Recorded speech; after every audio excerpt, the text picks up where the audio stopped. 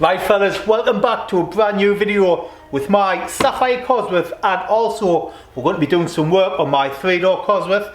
Now, I picked this car up from Scotland. I've had it a year. It's been an ongoing restoration project, and finally on my last video with the car I managed to get it MOT'd, and I've been driving it all over. A few problems have developed with it, but one thing, I had Paul from the Facebook page NE Dents come out and take, he was here about 2 hours and he took about 6 dents out my cars.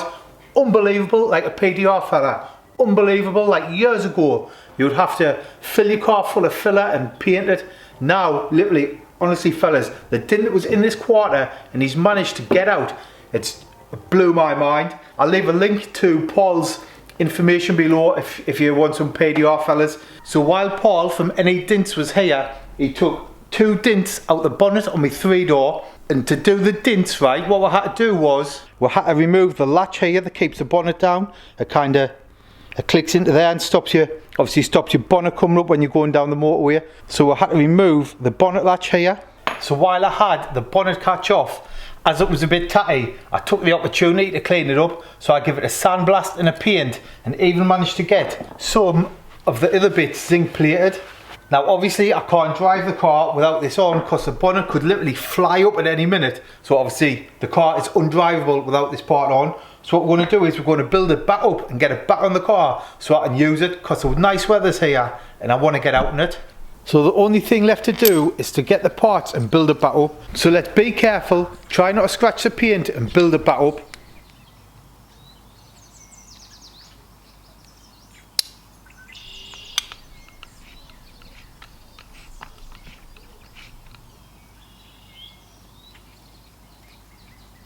These here are my favourite type of jobs. Little jobs make a big difference, especially with some nice paint and some nice zinc plating. I've even got a couple of nice zinc plated bolts to bolt it back onto the car.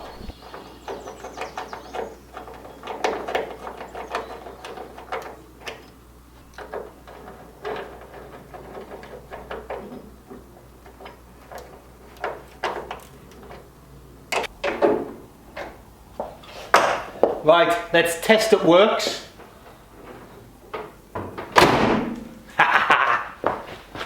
Check it opens. That new bonnet latch works absolutely spot on. So let's move on to a job on the SAF. So the door cards on this SAF aren't the best. The driver's one isn't actually too bad, but the passenger side is a lot worse. But what I want to do is, till I get a new set, is make them look the best I can. And thanks to Robin, who 3D prints impossible to find Cosworth parts, I've got some new caps to go on here to cover the screws that hold the door cards on. So let's quickly pop these into place. So we've got a little bag here. Let's open it up and get the caps out. Each bag comes with a little note. You get all these bits off eBay. Door pocket screw caps, which is what we need. So let's get, there's 4 in here. So 2 for each door card. Like I say, these are 3D printed, and they've even got like kind of like the grain on the top. So let's pop these into place. Now I really need to clean my door card, because that cap is a lot cleaner than the rest of the car. But let's fit the other 3, then we'll move on to the next job. Right, so to clean the car, I've got myself a brand new jet wash. While my old one was alright for doing the dishes, it certainly wasn't like powerful enough to do the car. So I've got myself a new Hyundai petrol pressure washer. This is 3100 PSI. So let's get it out, get it set up and see what it's like.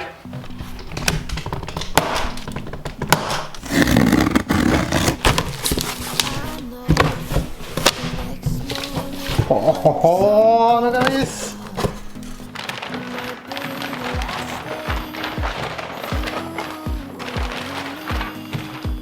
The quality of this hose compared to the Karsha is unbelievable.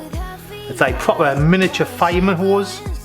Really, really strong, sturdy stuff. Look at this is a proper bit of kit, this mind. All nice brass fittings. Nice solid ends, nice bit of hose. Can I wait to give this a go? It's got a lock on there so you can't pull the trigger. So there's actually a couple of reasons I went for a petrol jet wash. One of the reasons was that I can clean my block paving because it's got plenty of pressure to blast the moss out my block paving. The second reason was that Karcher just wasn't cutting it. I really needed something with a bit more oomph behind it. And the third reason was I can put this in the boot of my car and I don't need a water feed if I'm at a car show.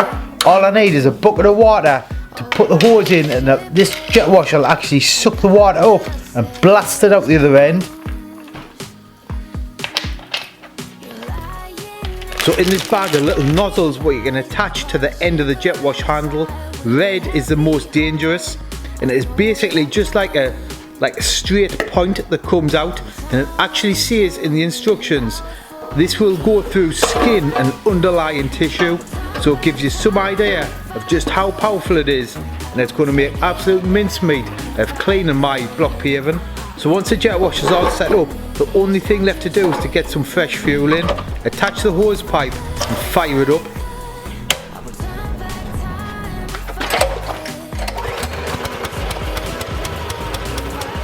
So once the jet wash was up and running, fellas, it is an absolute beast. It even gives you more foam on your spray foam than the old Karcher. It is a lot more powerful and a lot better quality, just a better jet wash. It is going to be a solid state in my garage from now on. So for the next job on the car, we are finally going to remove the plastic sheeting from the headline and fit this sunroof seal thing. This is what we need. This is why the plastic sheeting has never been removed. So let's take the plastic sheeting off, fit this. So the reason my roof lining is covered in plastic is the previous owner has put a new roof lining in, and he's left it covered in plastic to save it getting dirty. The original head linings in Cosworth, the material tends to come away from the backing, so that's why people put new head linings in. There's plenty of companies do it.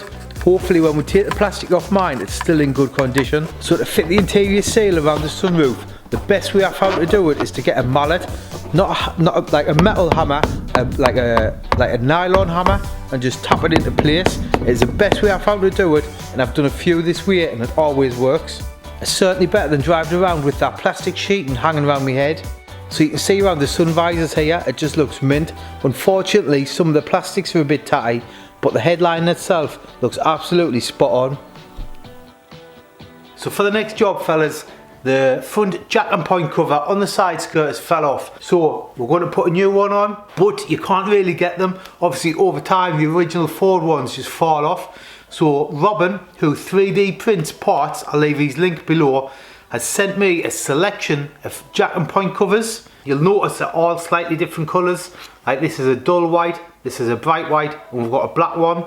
Each material is slightly different. So the first material is this dull white, and this is PLA plastic, and it is thermally stable up till 50 degrees. After then, it's got a chance, I'm assuming, of melting. The second caps, these bright white ones, are made from PETG material, and this is thermally stable up till 70 degrees. And this is what Robin recommends using. The third material is a polymer, and this requires a special printer to print it, and Robin doesn't recommend using these just yet as he hasn't done much testing on them. So we're going to use this second material which I mentioned, which is PETG.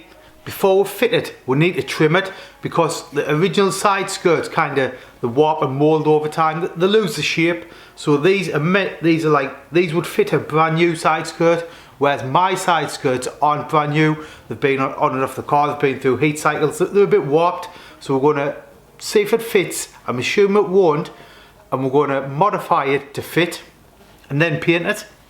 Right, now excuse the car being absolutely minging. I've been driving it all over.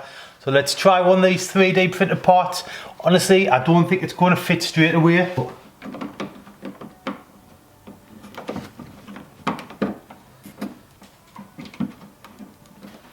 I mean, it's not far off, but with a bit of filing, we can get that to fit a lot better. So another thing we're going to have to do with the 3D printed part is to get rid of the 3D printing marks, because if I run my nail along it, it's got like little lines in where it's been printed. I think that'll be pretty easy to remove though. I'm going to try sanding it with this Milwaukee sander with a sanding pad on.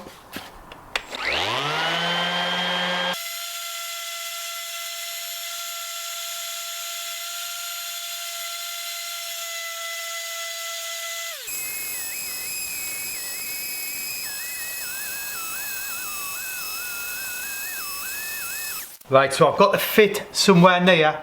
What I'm going to do now is try and sand off like the 3D printing marks. It's got like loads of lines in it. So I'm sure with this sander I'll put a new disc on and hopefully we can get it nice and smooth. Then it's just a quick lick of paint.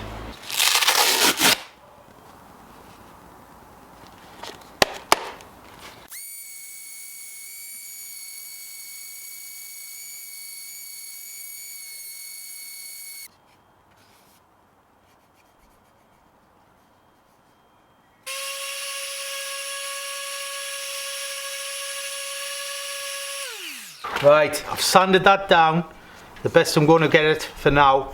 Nice and smooth on this face where you're going to see it, where it's on the side of the car. The bottom, still pretty smooth, but not quite as smooth as the front. But let's clean it up, get some paint on it, and go from there. So to clean the 3D printed toneye prior to painting, I'm going to give it a quick clean with some blue roll and some U-Pol degreaser.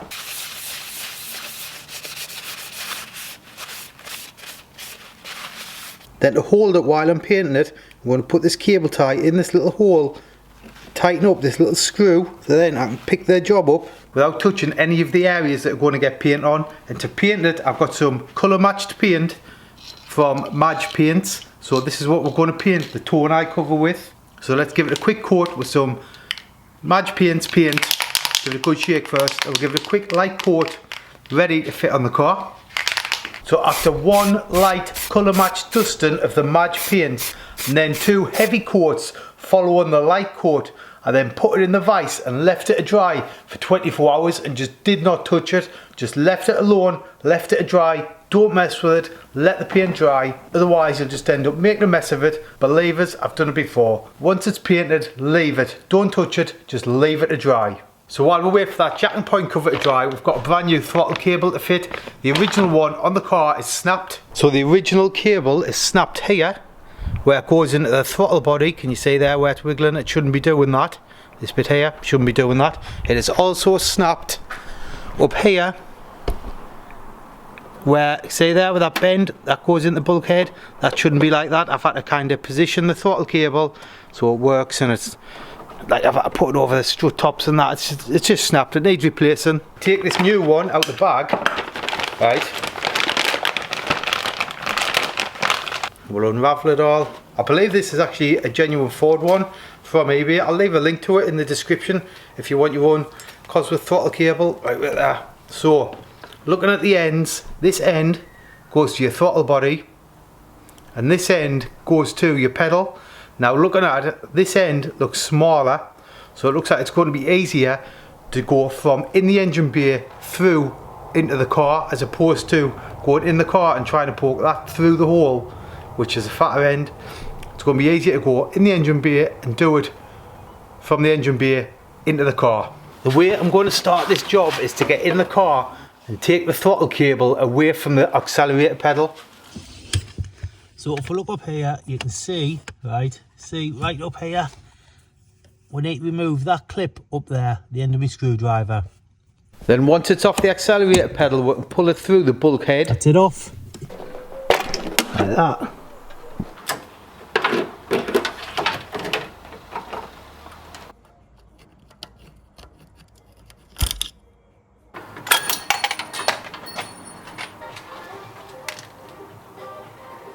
Right, so can you see here, that's your original one where it snapped. Obviously it shouldn't be bending like that. And on the other end, like I see it is snapped on both ends. There's like an adjustment thread here, that shouldn't be bending there either.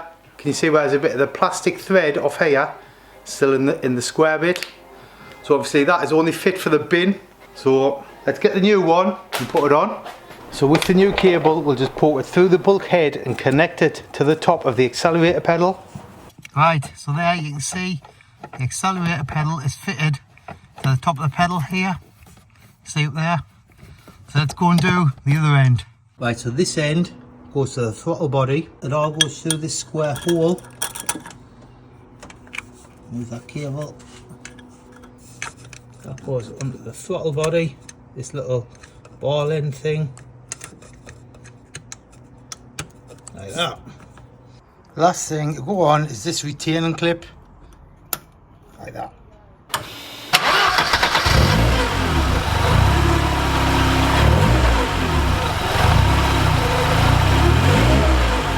So the next job on the Saph is to fit a new fan switch.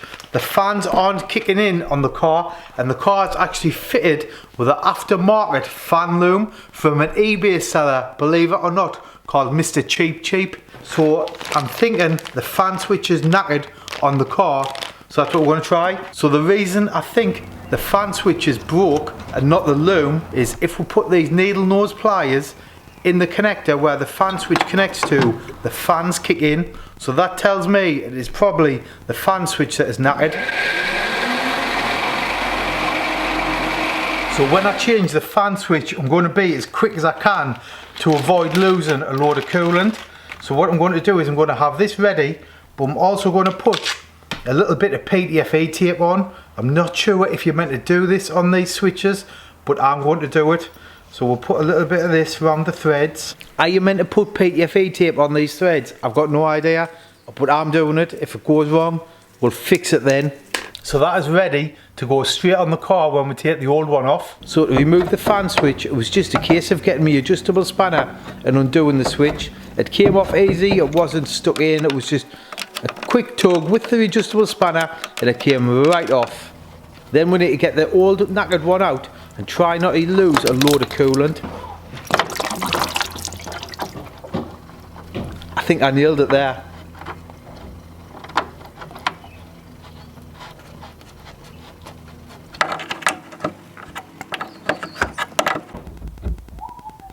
So let's get the new one into the radiator, nip it up with my adjustable spanner.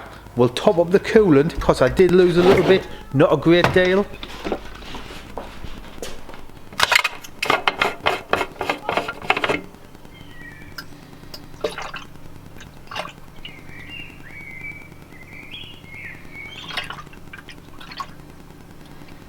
Let's start the engine and check the fans are coming on, see if we've fixed it.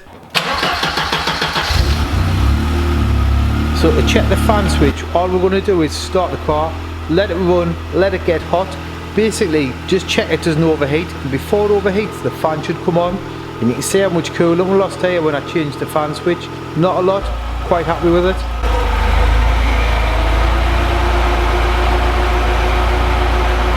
Right fellas, the fans are on the car, we fixed it, it was the fan switch. Let's knock it off, because it stinks in here.